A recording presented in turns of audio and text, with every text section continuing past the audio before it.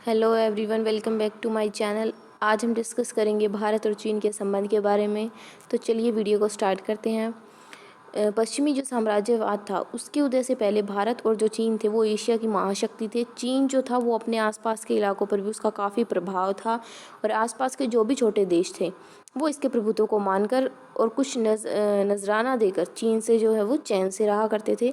चीनी जो राजवंश है उनके शासन में मंगोलियाई, कोरियाई चीनी, युद्ध हिंदी चीनी कुछ इलाके और तिब्बत इसकी अधीनता मान रहे थे। भारत भी जो है वो अनेक राजवंशों और साम्राज्यों का प्रभाव उनके अपने राज्य से भी बाहर था। भारत हो या चीन, इनका प्रभाव जो था वो न सिर्फ राजनीतिक था बल्कि आर्थिक, धार्मिक और सांस्कृतिक पर भी था।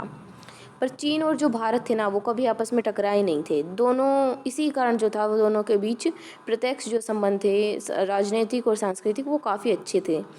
परिणाम ये हुआ कि जो दोनों देश थे वो एक दूसरे को अच्छे से जान नहीं पाए और एक दूसरे के बीच जो उनकी वो टकराव हो गई। 1962 में आपका भारत और चीन के बीच युद्ध हुआ था।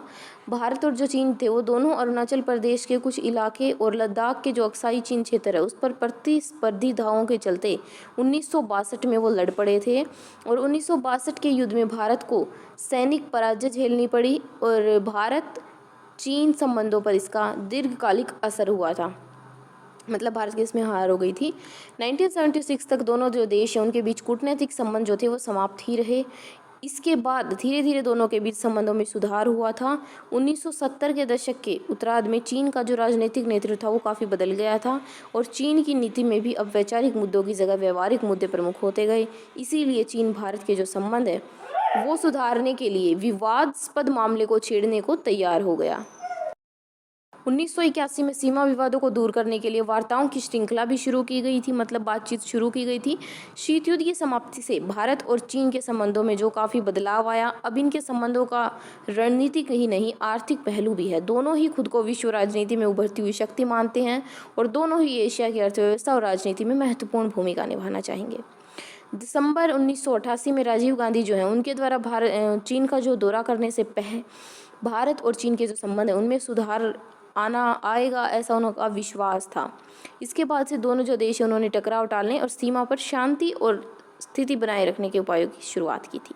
दोनों देशों ने सांस्कृतिक आदान प्रदान, विज्ञान और तकनीकी के क्षेत्र में भी परस्पर सहयोग और व्यापार के लिए सीमा पर 4 पोस्ट खोलने के लिए भी समझौते किए थे।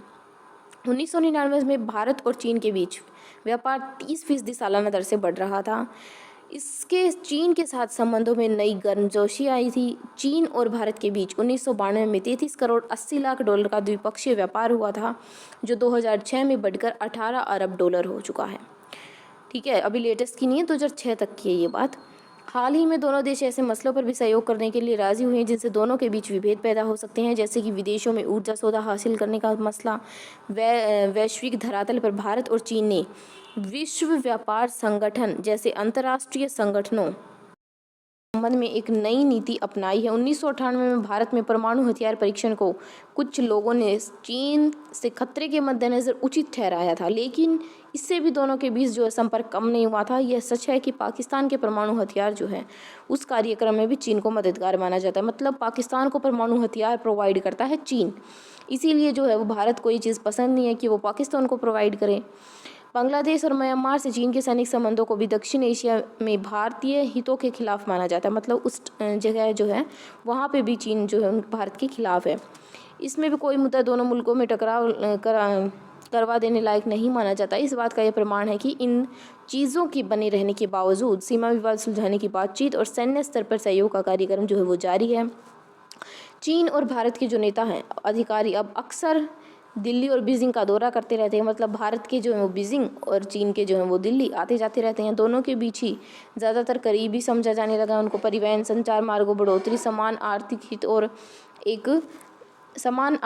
और एक वैश्विक जो सरोकार है उनके कारण भारत और चीन के बीच संबंधों को ज़्यादा सकारात्मक और मजबूत बनाने में मदद मिली है।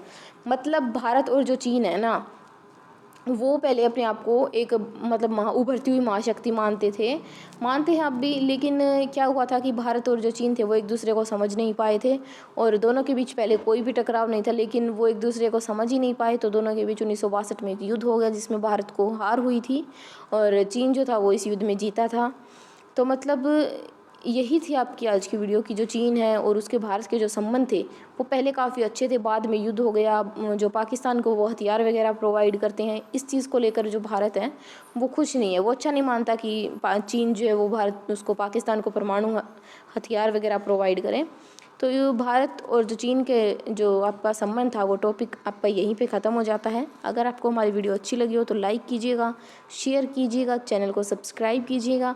मिलते हैं एक जल्दी नेक्स्ट वीडियो में, तब तक के लिए टेक केयर, बाय।